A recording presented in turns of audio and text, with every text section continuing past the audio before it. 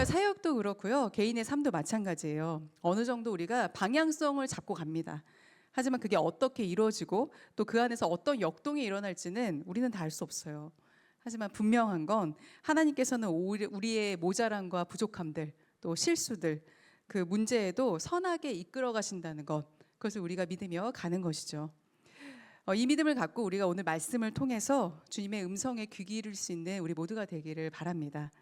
오늘은 말씀의 제목이에요. 너의 목소리가 들려. 네, 이 말씀의 제목으로 여러분과 함께 하나님의 말씀으로 나아가겠습니다.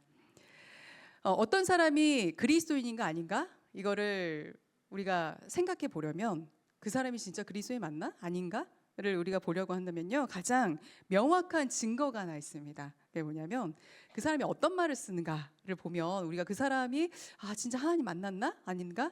그거를 우리가 알 수 있다는 것이죠. 우리가 언어 습관이 얼마나 중요한지에 대해서는 여러분 많이 들었을 거예요.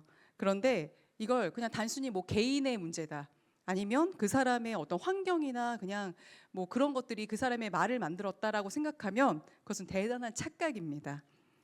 왜냐하면 그리스도인에게 있어서 이 말이라는 건요, 하나님의 자녀됨을 나타내주는 것이기 때문에 그래요. 오늘 우리가 함께 말씀 나누면서요, 내가 쓰는 말에 대해서 한번 생각해보고 점검해보고 또 우리가 하나님의 자녀로서 어떤 말을 해야 될지를 한번 같이 한번 생각해봤으면 좋겠습니다. 여러분 하루에 얼마나 많은 말을 하세요? 오늘 몇 마디나 하셨어요? 셀 수 없이 많은 말을 하셨나요? 보통 과묵한 사람도 있어요. 진짜 하루에 입을 쟤는 여는 것일까? 목소리를 들어본 적이 없다 하는 뭐 그런 사람도 있고, 또 어떤 사람은 제발 그 입을 좀 다물어 줬으면 좋겠다. 저의 입은 왜 다물어지지 않을까? 이게 말이 많은 사람들도 있습니다. 그런데 뭐 사람마다 다 다르긴 하지만 평균적으로 하루에 사람들은 2만 5천에서 3만 마디의 말을 한다고 해요. 되게 많이 말을 하죠. 그리고 1년 동안 우리가 하는 말을 다 책으로 만들어 보면 300페이지 분량의 두꺼운 책인데 그걸 우리가 100권을 쓸 수 있을 정도의 말을 한다고 합니다. 진짜 말을 많이 하죠. 그래서 평생 우리가 쉬지 않고 말하는 시간을 우리가 평생 인생 살면서 몇 년이나 말을 할까라고 생각해 보면 이 계산해 보면 13년을 한 번도 쉬지 않고 말하는 시간이 13년이라고 합니다. 그중에서 여러분이 가장 많이 하는 말, 가장 많이 쓰는 말은 어떤 거세요? 이거는 여러분 스스로 잘 모를 수도 있어요. 내가 오늘 하루 제일 어떤 말을 많이 썼지? 내가 평소에 이런 말투를 진짜 많이 쓰는데, 이거 여러분 잘 모를 수 있습니다. 왜냐하면 보통 자기가 쓰는 말은 잘 몰라요. 누가 얘기해 주지 않으면요. 제가 우리 청년들 자세히 관찰해 보니까요, 어떤 우리 청년들은요 가끔 놀릴 때가 있어요. 부모님하고 말투가 똑같아요. 제가 이제 여러분들의 이제 부모님들이 교회 다니시는 우리 청년들 있잖아요. 부모님들도 만납니다. 그럼 작년에 우리 성도님들 만나면 진짜 깜짝 놀랄 때가, 일단 말투가 너무 비슷해요. 약간 사투리 쓰시는 분들도 있잖아요. 그럼 얘는 분명히 서울에서 태어났거나 인천에서 태어났을 텐데 왜 얘는 약간 억양에 사투리가 있지? 그럼 이제 부모님이 여지없이 그런 말투를 쓰시는 경우가 많아요. 그리고 심지어 이제 목소리도 비슷한 사람도 있습니다. 전화하면 내가 성현이한테 전화했나? 문순이 권사님 전화했나? 약간 이런 때도 있어요. 네. 그런가 하면 이제 우리 자주 어울리는 친구들, 그리고 여러분의 이제 회사에서의 직장 동료들과 말투가 비슷한 사람들도 있습니다. 사람들은 내가 자주 대화하는 상대방, 그리고 나에게 영향을 주는 상대방의 말을 대부분 닮아가기 마련이에요. 여러분 중학교 때 한번, 고등학교 때 한번 생각해 보세요. 나는 지금까지 태어나도 단 한 번도 욕이란 걸 내 입에 담아본 적이 없다. 자신 있게 손들어 보시기 바랍니다. 나는 태어나도 한 번도 욕을 해본 적이 없다. 네, 저는 있을까요? 네, 저는 어땠을까요? 너무 바로 1초도 안 돼서 얘라고 해서 제가 굉장히 민망했는데요. 저도 욕을 했죠. 저도 중고등학교 때 욕을 썼습니다. 왜 그랬을까요? 욕하는 게 좋다고 생각하는 사람은 원래 아무도 없잖아요. 그런데 중고등학생들은 욕을 많이 해요. 그리고 욕 아니면 대화가 안 되는 그런 경우가 많으니까 어쩔 수 없이 애들하고 얘기하려고 나도 모르게 그런 욕을 쓰는 경우가 되게 많죠. 그런데 여러분 어른이 돼서도 똑같이 욕하나요? 어떠세요? 만약에 여러분이 어른이 됐는데 말끝마다 식빵을 찾는다라고 하면 여러분 그렇게 생각하겠죠. 야, 저 사람은 참 어떤 환경에서 도대체 살고 있을까? 참 거칠다. 아니면은 굉장히 진짜 너무 사람이 없어 보인다.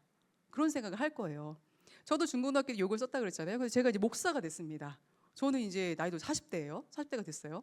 근데 제가 여러분에게 말끝마다 이렇게 얘기를 식빵식빵 거리면서 얘기한다고 생각해 보세요. 그러면 저 목사님이 뭐 잘못 드셨나? 왜저 어떻게 목사가 됐지? 약간 이런 생각 하지 않겠어요? 그런데 왜 우리가 그런 말 아닌 걸 알면서도 왜 그런 말에 영향을 받을까요?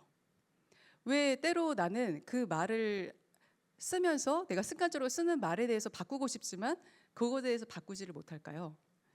말이 주는 영향력은 우리가 세상에서 말하는 것과 좀 다릅니다. 성경에 기록되어 있는 우리가 말에 대한 이야기들을 한번 좀 먼저 살펴봤으면 좋겠어요. 창세기 1장을 보면요. 이렇게 나와 있어요. 세상의 시작 그리고 창조의 근원이 하나님의 말씀으로 이루어졌다. 이렇게 창세기 1장은 기록하고 있습니다. 그래서 창세기 1장에 가장 많이 나오는 단어가 있어요. 우리 창세기 1장 열심히 읽어보신 우리 청년들이면 단번에 알 수가 있습니다.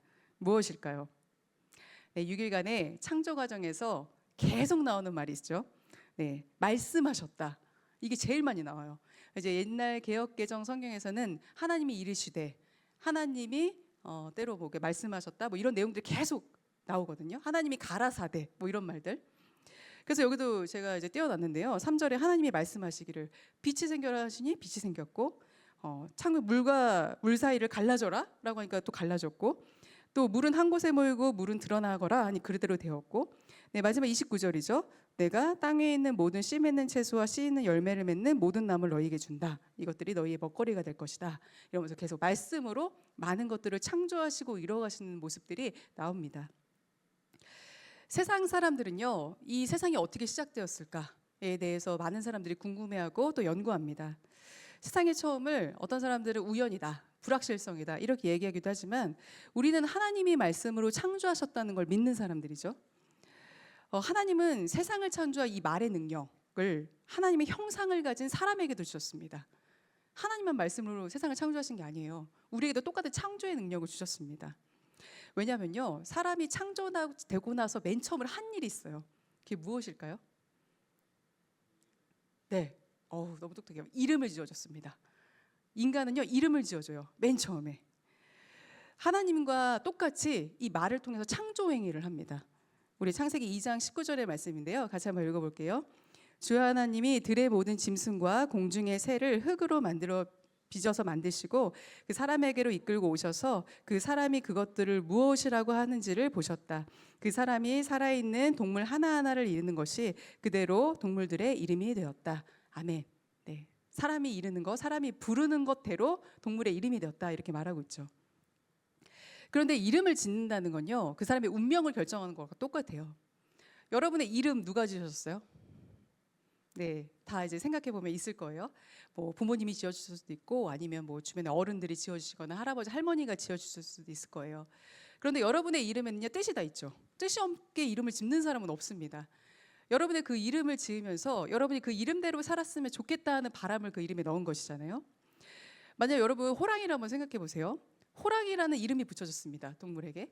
그럼 우리는 호랑이 하면 딱 떠오르는 이미지가 있어요. 그 이름을 들었을 때 굉장히 맹수, 그리고 또 뭐 동물들의 왕, 뭐 이렇게 생각을 합니다.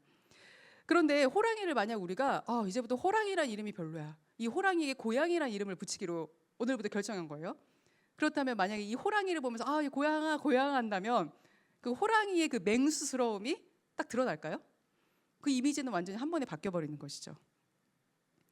하나님께서 우리에게 말의 능력을 주셨다는 것은요, 창조의 그 능력을 주셨다는 건 사람에게도 말로 사람을 죽고 살릴 수 있는, 어떤 생명을 주고 살릴 수 있는 능력을 주셨다는 것과 같다는 거예요.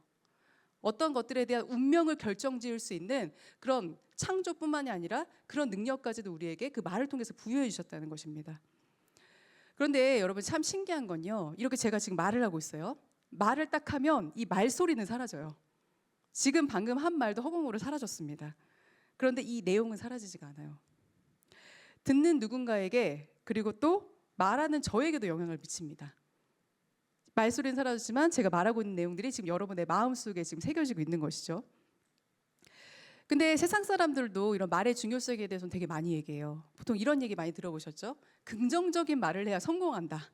네, 이런 얘기 많이 해요. 그리고 부정적인 상황에서도 굉장히 이것들을 긍정적으로 대처하면은 문제가 해결된다. 긍정적인 말의 중요성에 대해서 많이 얘기합니다. 그런데 우리 그리스도인들의 말은 그런 자기 암시와는 다릅니다. 심리학에서 얘기하는 것과 달라요. 우리는 말이 하나님으로부터 온 것이라고 믿기 때문에 하나님이 의도하신 이 말, 어떤 말을 써야 될지에 대한 그 부분들을 회복하는 것이 우리가 하나님의 자녀로서 창조된 우리의 본질을 회복하는 것이라 할 수 있습니다. 그래서 여러분, 지금 내가 어떤 인생을 살아가고 있는가, 이거를 우리가 보면요, 지금 내가 하는 말을 보면 알 수가 있다는 거예요. 지금의 나의 모습은요, 사실은 이전에 내가 내뱉은 말의 결과예요. 어떤 말을 써왔는가에 따라서 지금의 나의 모습이 결정되고 있다는 것이죠. 그렇기 때문에 내가 지금 어떤 말을 쓰고 있는지를 보잖아요. 그럼 앞으로의 나의 모습도 알 수가 있습니다. 굉장히 부정적으로 말끝마다 생각하는 사람들의 삶은 대부분 그렇게 흘러갑니다. 왜냐하면 그 말 속에 그렇게 사라지게 되는 창조의 능력이 있기 때문에. 창세기 보면 원래 세상은 혼돈하고 공허하고 어둠 속에 있다고 이야기합니다. 그런 세상이 하나님의 창조를 통해서 보시기에 심히 좋은, 너무 기쁜 모습으로 변화되었다고 이야기해요. 하나님께서 그 모든 것들을 말로 바꾸신 것이죠. 지금 여러분의 상황 속에서 내가 이 창세기 처음에 나온 그런 상황들, 나의 삶이 참 혼란하고 공허하고 또 어둠 속에 있는 것 같이 느껴진다면요, 모든 것들을 말로 선하게 바꾸신 그 하나님의 말씀을 여러분의 입에 담으시길 바랍니다. 어려운 상황에서도 낙심하지 말 것을 하나님의 말씀으로 여러분 선포하는 거예요. 그것이 믿음이고 그것이 주님을 신뢰한 직접적인 행동이라고 하나님께서 말씀하고 계십니다. 그런데 성경에는요, 이렇게 말에 대한 어떤 좋은 부분도 있지만 파괴력에 대한 부분들을 굉장히 많이 다룬 본문들이 있습니다. 우리 야고보서 3장 6절의 말씀인데요, 우리 같이 한번 읽어보겠습니다. 그런데 혀는 불이요, 혀는 불의의 세계입니다. 혀는 우리 몸의 한 지체이지만 온몸을 더럽히며 인생의 수레바퀴에 불을 지르고 결국에는 혀도 게헨나의 불에 타버립니다. 이렇게 얘기해요. 되게 무시무시한 말씀이죠. 여기서 게헨나는 지옥을 말합니다. 혀는 우리 신체 기관 중에 가장 작은 것이지만 온 세상을 태울 수도 있고 또 온 몸을 더럽힐 수도 있고 인생 자체에 완전히 불을 지르는 가공할 만한 위력을 갖고 있는 게 바로 혀다, 이렇게 말씀하고 있는 거예요. 그런데 우리가 사는 이 사회에서는 여러분, 이 말씀이요, 사실은 더 크게 다가옵니다. 여러분이 직간접적으로 되게 많이 이런 일들을 겪었으리라 생각해요. 실제로 악플로 죽는 사람들이 있죠. 말 때문에 죽는 사람들이 있습니다. 또 언어 폭력 때문에 또 정말 비관하고 우울증에 걸리고 또 정신질환을 겪는 사람들이 많죠. 이것들이 이제 회사 같은 데서도 마찬가지로 일어나고 있는 일들이에요. 그런데 여러분, 우리가 상처를 받았을 때 몸의 상처는 시간이 지나면 나아요. 그런데 이 말의 상처는 죽을 때까지 잊히지 않는 게 바로 인간입니다. 여러분이 지금까지 살면서 여러분의 가장 상처가 되었던 말 기억하고 계세요? 어떤 말이 여러분에게는 정말 상처가 되어서 잊히지 않는 말이 있나요? 오늘 속회 나눔에 제가 질문을 넣어놨어요. 여러분에게 내가 지금까지 살아가면서 진짜 잊히지 않는 그 말, 상처됐던 말이 무엇이었을까? 근데 그거 여러분 나누기 어렵지 않을 거예요. 왜냐면요, 사람은 나에게 누군가 나쁜 말, 진짜 상처가 되는 말 하면 그거 절대 잊어버리지 못해요. 그게 마음 가운데 평생 모처럼 박혀 있습니다. 특히 주위에 그런 사람들이 있나요? 입만 열면 사람들을 낙심하게 만들어요. 그리고 가라앉게 만들고 불편하게 만드는 사람들. 그런데 그런 사람들이 여러분 주위에 한번 생각해 보세요. 내 주위에 그런 사람 있나? 그런데 그 사람들 잘 보면요, 아무리 봐도 잘난 게 없어요. 그런데 사사건건 사람들에 대해서 비판합니다. 그리고 비난합니다. 남의 단점을 지적하고 자기 기준과 자기 잣대로 그 사람을 평가하는 사람들이 굉장히 많아요. 그런데 그런 사람들에게 가장 나타나는 큰 특징이 뭔지 아세요? 남을 비난할 때는 거침이 없어요. 서슴없이 합니다. 그런데 정작 남이 나에 대해서 나쁜 얘기 하잖아요. 좋지 않은 얘기 하잖아요. 절대 참지 않아요. 나는 그렇게 해도 되는데 누가 나한테 하면 난리가 나는 거예요. 어떻게 나한테 그런 말을 할 수가 있어? 네, 그런 사람들이 많이 있습니다. 저도 이렇게 굉장히 불편한 분과 함께 사역을 한 적이 있어요. 일을 한 적이 있었어요. 정말 프로 불편러였는데요. 3년 정도 같이 일을 했습니다. 저는 진짜 너무너무 하루하루가 힘들었어요. 그분과는 진짜 거의 붙어서 일을 했거든요. 근데 뭘 이렇게 같이 하려고 하면 항상 이래요. 이거 이래서 안 되고 저래서 안 돼. 그리고 얘는 왜 저러는 거야? 이렇게 얘기합니다. 이거는 아닌 것 같고 이렇게 해야 돼. 이렇게 계속 얘기를 하는 거죠. 그리고 그분의 가장 큰 특징이 이거였어요. 투덜투덜. 뭘 하려면 기쁨으로 하는 게 단 하나도 없어요. 늘 안 되는 것부터 얘기하고 어쩔 수 없이 해야 되면 하나도 기쁨 없이 억지로 하는 거예요. 그분이 저랑 같은 부서에서 사역하는 전도사님이었습니다. 그런데 그분이요, 입만 열면 어떤 일이 일어나냐면 그 다음 주에 청년들이 저를 찾아와요. 전도사님, 그 전도사님 때문에 저 진짜 너무 상처받았어요. 저 진짜 교회 옮기고 싶다고, 얼굴 꼴도 보기 싫다고 저한테 와서 이르는 거예요. 그분한테 직접 가서 말을 못하고. 그런 일이 이제 비일비재했습니다. 그때 제가 깨달은 게 있어요. 저 사람이 아무리 믿음이 좋은 것 같아 보여도, 어떤 사람에게 있어서 저 사람이 굉장히 뭐 하나님을 잘 섬기는 것 같이 보여도, 목회자여도, 심지어 목회자일지라도 그 말이 달라지지 않으면 진짜 거듭난 게 아니구나. 그리고 하나님 만났다고 말할 수가 없다라는 생각이 들었습니다. 그리고 나서 저 역시도 제가 말하는 습관, 태도에 대해서 굉장히 많은 생각을 하게 됐어요. 그럼 나는 어떻게 말하고 있지? 나는 어떤 태도로 사람들에게 다가가고 있지? 나는 불편하게 하는 사람인가? 내가 과연 하나님의 자녀로서 이렇게 합당한 말을 하고 있는가에 대해서 진지하게 고민해 보기 시작했습니다. 그래서 그리스도인이라는 건요, 말이 달라진 사람이에요. 이전에 쓰던 말과 그리스도인으로서의 말은 달라져야 합니다. 파괴적인 말의 이 습성들이 죄로 인해 온 것이라는 것을 내가 깨닫고 그 입술을 절제하고 부정적이고 파괴적인 말과 싸우는 사람, 그것이 바로 하나님의 사람입니다. 그런데 여러분, 주위에만 있나요? 여러분 자신일 수도 있죠. 한번 생각해 보세요. 내가 그렇게 불편한 사람은 아닌가? 학교에서도, 또 가정에서도, 심지어 교회 공동체 안에서도 말로 사람들을 불편하게 하는 사람들이 있습니다. 그런데 제가 무턱대고 여러분에게 그러면은 말을 고쳐야 돼, 긍정적으로 이제부터 다 얘기해, 이렇게 얘기하는 게 아니에요. 근데 여러분 한번 생각해 보세요. 우리는 기도하는 사람들입니다. 하나님께 기도해요. 우리의 부족함과 우리의 연약함들, 또 우리의 소원들을 아뢰면서 기도하는 사람들이죠. 그런데 기도한다고 말하는 사람이 말끝마다 진짜 최악이다, 이거 진짜 안 될 것 같아, 저 왜 저래? 라고 얘기한다면요, 그럼 뭔가 이상하지 않으세요? 기도한다고 얘기하는데 그 자기가 직접 현실에서 내뱉는 말은 그 기도와 하나도 동일한 게 없는 거예요. 나는 하나님께 이렇게 해주세요, 하나님 이렇게 들어주실 믿습니다 했는데 현실에서는 진짜 뭐야 이게, 최악이네, 미쳤네, 이런 말을 쓰고 있는 거죠. 함께 사역하면서 또 힘쓰는 사람들을 격려하고 또 그 사람들을 북돋아 주기는커녕 단점을 찾아내고 깎아내린다면 그 안에 어떤 사랑이 있을까요? 원망하는 말, 부정하는 말, 또 굉장히 생각 없이 내뱉는 그 말들이요, 되게 사소한 것 같지만 우리의 모든 삶의 영역을 죄로 감염시키는 것이라 할 수 있어요. 대부분의 다툼도 다 사소한 다툼 하나에서 시작하는 것이니까요. 참지 못하고 험한 말을 내뱉죠. 그러면 듣는 사람만 상처받을까요? 아니요, 말하는 나도 상처받습니다. 나중에 후회해요. 내가 정말 이거밖에 안 되는 인간인가? 내가 어떻게 그런 말을 했을까? 자기 자신도 상처를 받습니다. 다른 사람을 지적하고 상처를 주는 것도 그리스도인의 모습은 아니지만, 한편으로 반대로요, 자기 자신을 비하하고 자기 자신을 깎아내리고 자기 자신을 비난하는 사람도요, 역시 마찬가지로 그리스도인의 모습이라고 할 수가 없어요. 왜냐하면 예수님께서는 우리를 생명과 맞바꾸셨죠. 그런데도 자기 자신을 깎아내리고 뭉갠다? 그것은 예수님을 무시하는 것과 다름이 없는 것이죠. 우리를 위해 목숨을 내던지신 예수님의 십자가를 가치 없는 것으로 만들어버리는 거예요. 우리의 말로. 자기 자신에 대한 그 비하마저도 말이죠. 그렇다면 우리가 입술에 담아야 할 그 말은 무엇일까요? 오늘 본문의 말씀 다시 한번 읽어볼게요. 마음이 지혜로운 사람은 말을 신중하게 하고 하는 말에 설득력이 있다.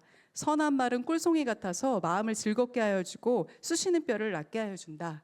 아멘. 네, 오늘 말씀의 이 잠언의 말씀이 우리에게 어떤 또 많은 교훈들을 줍니다. 지금 요즘 시대는요, 말 잘하는 사람이 우대받는 시대예요. 그래서 사람들은 말을 잘하고 싶어 합니다. 대화법에 대한 책도 많고, 그리고 어떤 발표도 잘하고 싶고, 또 면접도 봐야 되는 다 말이잖아요. 그래서 스피치 학원 다니는 사람들 실제로 많이 있죠. 그리고 유튜브만 쳐봐도 되게 많이 나오죠. 말에 대한 여러 가지 영상들. 말을 잘하는 사람들을 보통 이제 강사들이 이제 나와서 강연하는 것도 여러분 보신 적 있으세요? 그런데 그 사람들이 하는 뭐 인생 강의 뭐 이런 거 보면요, 사실은 내용 별로 없어요. 근데 그냥 말빨로 때우는 게 되게 많아요. 말을 잘해서 들어보면 그럴싸한데 내용은 없는 그런 경우가 많이 있습니다. 그런데도 사람들은 말을 잘하고 싶어하고 말을 잘하면 세상 사는데 많은 이로움이 된다라고 생각을 합니다.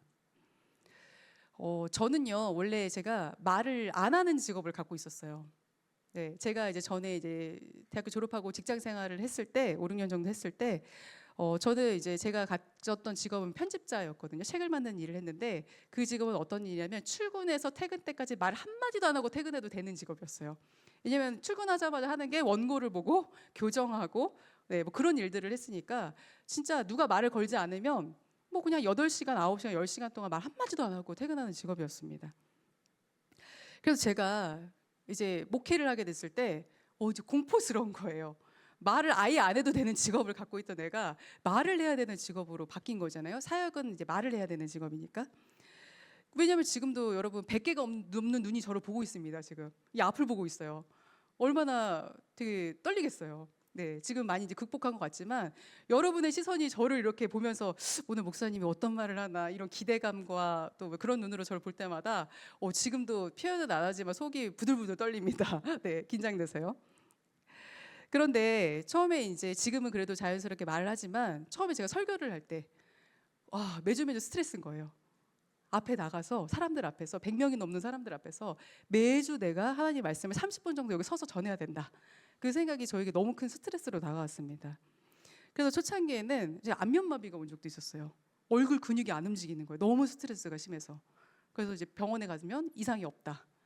근데 나중에 이제 알고 보니까 이제 스트레스 때문이었어요. 너무 긴장을 심하게 해서.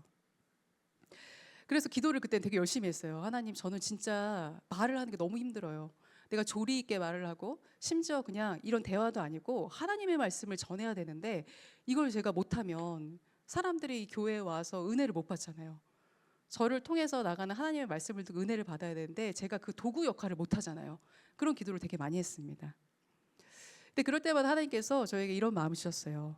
말은요, 기술이 아니라 결이 중요하다는 거. 말을 잘하는 어떤 화술이 중요한 게 아니라 말의 결이 중요하다는 말씀을 저에게 해주셨습니다. 서툴러도 말을 엄청나게 유창하게 잘하지 않아도 말에 하나님의 마음이 담긴 진심이 있으면 그 마음이 반드시 전달된다는 거예요. 그래서 영혼을 살리고 하나님의 말씀으로 한 주를 살아갈 힘을 줄 수 있다. 네, 그런 저에게 위로를 해주셨습니다. 그래서 오늘 본문 말씀처럼요, 말솜씨가 중요한 게 아니라는 거예요. 우리가 먼저 가져야 될 것은 주님이 주시는 지혜로운 마음이 먼저라는 거예요.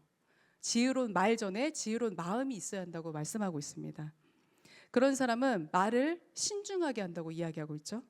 그리고 그 신중함 속에서 타인을 움직이는 설득력이 있다. 이렇게 오늘 본문은 말해주고 있어요.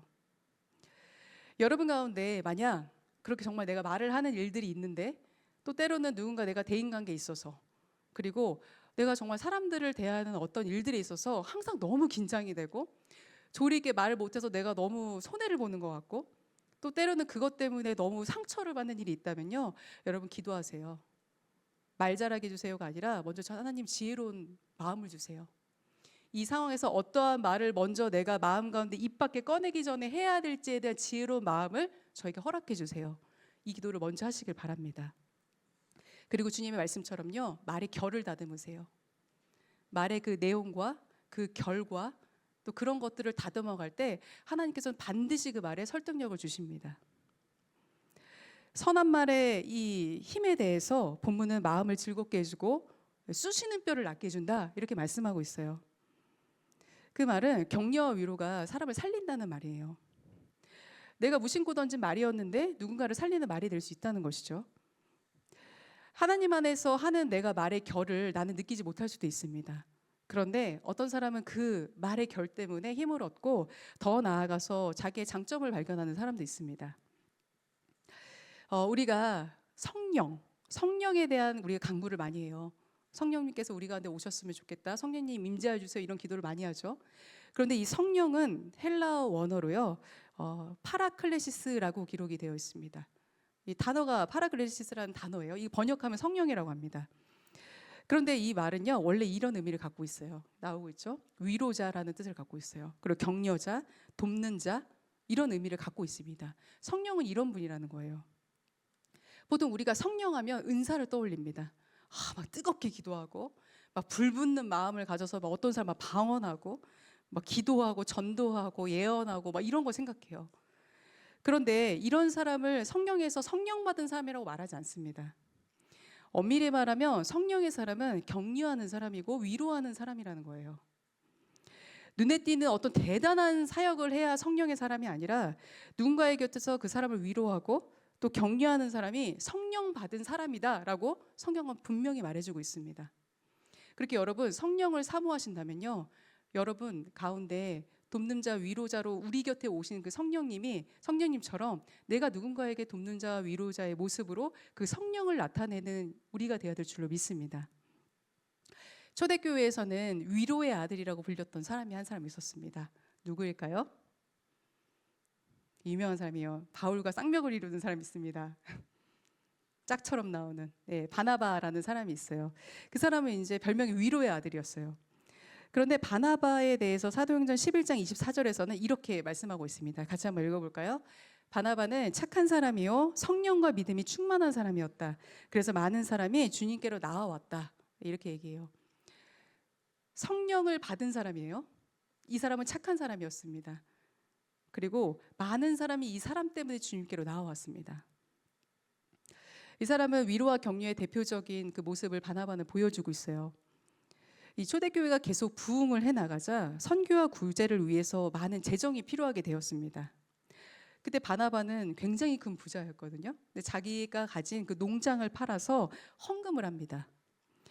교회의 재정적인 어려움들이 해결되자 사도들에게도 위로가 됐고 당시에 교회 안에 있던 고아와 과부들에게도 정말 물질적으로 큰 힘과 도움이 되었습니다. 그런데 이 사람이 재정으로만 사람들을 위로한 게 아니에요. 바나바는 가망이 없다고 여겨지는 사람에게도 기회, 다시 한번 하나님 앞에 설 수 있는 기회를 준 사람이었습니다. 원래 바울은 박해자였죠. 예수님을 믿는 사람을 잡아 죽이던 사람이었어요. 그런데 이 바울이 회심했다고 하니까 누가 믿어주겠어요? 정말 뭐 스파이처럼 갑자기 우리 교회에 잠입해가지고 우리를 다 잡아 넘기려는 거 아니야? 모두 다 그렇게 의심을 했습니다. 그때 바나바, 교회에서 가장 신뢰하고 믿을 수 있을 만한 이 바나바가 보증인이 되어줍니다. 내가 이 바울을 보증한다. 우리 교회에 이 사람은 이제 공동체의 한 사람으로 들어와도 괜찮다. 보증을 해줍니다. 그리고 안디옥 교회에서는 바울은 당시에 그래서 초대교회의 일원이 되었지만 어떤 사역할 수 있는 기회는 없었죠. 알아봐주는 사람이 없으니까요. 그런데 안디옥 교회에 갔던 이 바나바가 바울을 데려와요. 그래서 함께 사역하자고 권면합니다. 세계적인 선교사가 된 이 바울은 바나바 때문에 탄생한 것이죠. 그리고 이후에도 선교지를 무단 이탈해서 내쳐진 마가라는 사람이 있었습니다. 그리고 이 사람은 정말 모두가 가망 없다고 여겼지만 바나바는 마가를 챙겨서 또 선교를 갑니다. 바나바의 위로와 격려가 있었기 때문에 바울도 있었고 마가복음을 쓴 마가도 있었던 것이죠. 저는 이러한 성령의 사람이 여러분이 되기를 간절히 주님의 이름으로 축복합니다. 선한 말과 행동으로 사람을 살리는 사람, 우리 그런 사람이 되기를 함께 소망했으면 좋겠습니다. 사랑도 축복도요, 굉장히 속성이 있어요. 특이한 속성이. 돌고 돈다는 거예요. 누군가에게 사랑을 베풀고 누군가에게 축복의 말을 하면요, 그게 날아가는 게 아니에요. 돕니다. 돌고 돌아서 그게 나에게 돌아옵니다. 사랑하는 우리 청년 여러분, 우리가 청년의 때 신앙생활 하면서 기도 훈련 많이 하죠. 말씀 훈련도 많이 해요. 그런데 그거 못지않게 우리가 정말 중요하게 생각해야 될 그리스도의 훈련이 바로 언어 훈련입니다. 말의 훈련을 우리는 지금 해나가야 돼요. 이 과정을 거쳐서 오늘 잠언의 말씀처럼 우리 입술에 지혜로운 마음으로부터 오는 선한 말을 하고 또 복음을 전하는 말이 된다면 그 말은 꿀송이처럼 사람을 살리는 말이 될 줄 믿습니다. 여러분이 이런 귀한 마음과 말을 가지고 선함을 드러내는 사람들이 되기를, 그래서 여러분 주위의 사람들을 살리는 사람, 말로 사람을 격려하고 살리는 여러분이 되시기를 주님의 이름으로 축복합니다.